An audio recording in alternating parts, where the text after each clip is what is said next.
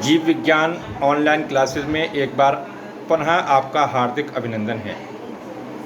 पिछले दिनों हम आपको जीव विज्ञान का चैप्टर नियंत्रण एवं समन्वयन स्पष्ट कर रहे हैं। पिछले दिनों से इसमें हमने आपको पादप में नियंत्रण एवं समन्वयन के बारे में जानकारी दे दी है और आपने उसके नोट्स भी तैयार कर लिए होंगे, ऐसी हमको आशा है।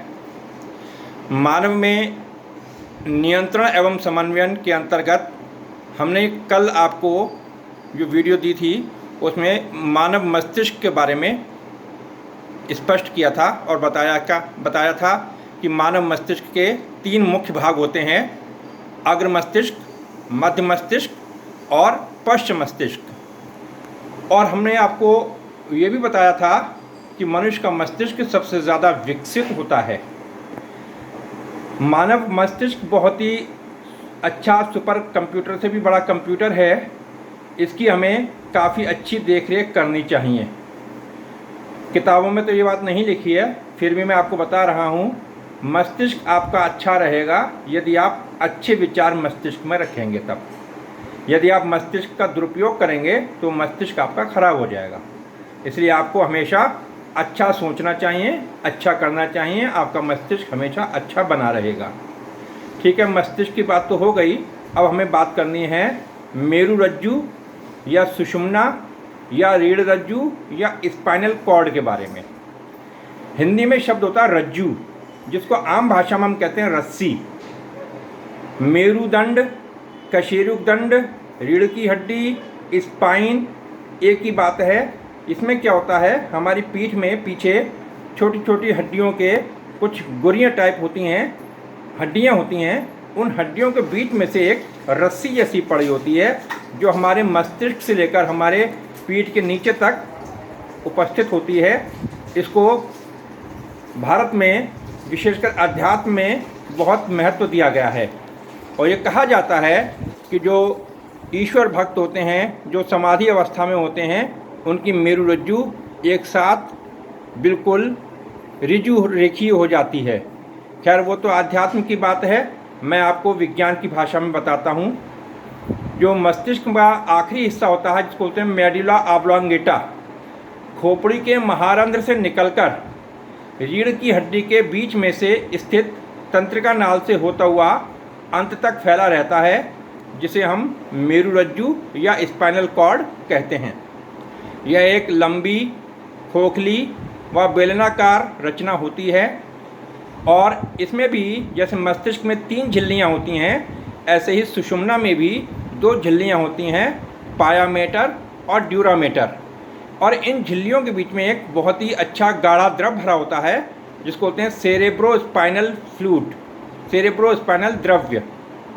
मेरुरज्जु में जो बाहर की ओर तरफ फ्लूइड होता है वो वाइट कलर का होता है, उसको बोलते हैं श्वेत द्रव्य। और जो भीतर की तरफ जो द्रव्य होता है वो ग्रे कलर का होता है, उसको बोलते हैं धूसर द्रव्य। इसकी आकृति अंग्रेजी के एच की तरह होती है और मेरुरज्जु जो है हमारे शरीर में बहुत ही महत्वपूर्ण कार्य करता है।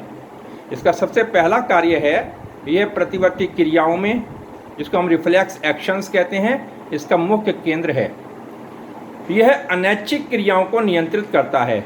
आपको हम बता चुके हैं अनैच्छिक क्रियाएं वो होती हैं जो हमारे शरीर में स्वतः होती हैं, अपने आप होती हैं, जो हमारी बगैर किए होती हैं। और तीसरा है ये मस्तिष्क से कार्यकारी अंग को और कार्यकारी अंग से मस्तिष्क की ओर जाने वाले संवेगों के लिए एक पैसेज, रास्ता प्रदान करती है। ये क्वेश्चन बड़ा इम्पॉर्टेंट है बोर्ड परीक्षाओं की दृष्टि से। प्रतिवर्ती क्रियाएं क्या होता है इसके बारे में हम आपको बताएं। एक बहुत ही कॉमन सेंस की बात है, जब कभी भी हमारा हाथ धोखे से भी गर्म वस्तु पर रख जाता है तो हम बहुत शीघ्रता के साथ अपना हाथ वहाँ से हटा लेते हैं।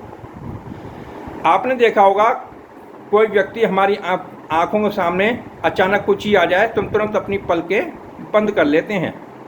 आपने ये भी देखा होगा कि हमारी मनपसंद कोई स्वादिष्ट वस्तु बन के आती है तो हमारे मुंह में पानी आने लगता है। इस प्रकार की क्रियाएं अनायास ही घटित होने लगती हैं। ये सभी क्रियाएं प्रतिवर्ती क्रियाओं के उदाहरण हैं। इसको हम इस तरह से परिभाषित करेंगे, ऐसी अनैच्छिक क्रियाएं जो किसी उत्तेजना के फलस्वरूप हमारे दैनिक जीवन में अपने आप होती रहती हैं, प्रतिवर्ती क्रियाएं कहलाती हैं। ये प्रतिवर्ती क्रियाएं मेरुरज्जु द्वारा नियंत्रित होती हैं। इनको हम दो भागों में बांट सकते हैं। पहला है प्राकृतिक या आबंधित प्रतिवर्ती क्रिया, जिसको बोलते हैं कंडीशनड या नेचुरल। इनमें पहले से ही किसी अनुभव या प्रशिक्षण की आवश्यकता नहीं होती। ये हमें अपने माता पिता से वंशागत रूप से प्राप्त होते हैं। जैसे आपने देखा कि आँख के पास जैसे ही कोई चीज़ आती है, हमारी पलकें यकायक तुरंत ही बंद हो जाती हैं। एक छोटा सा बच्चा जो पैदा होता है, उसके हाथ में आप कोई भी चीज़ रखें तो तुरंत वो अपनी मुट्ठी को बंद कर लेता है। उसको किसी ने सिखाया तो है नहीं कि बेटा मुट्ठी बंद कर लो। ये अपने आप माता पिता के द्वारा ही बच्चे में ये क्रियाएं आती हैं। एक तरह से कह सकते हैं ये वंशागत क्रियाएं होती हैं। इनको बोलते हैं प्राकृतिक या आबंधित प्रतिवर्ती क्रिया। और दूसरी होती हैं उपार्जित या अनुबंधित प्रतिवर्ती क्रिया।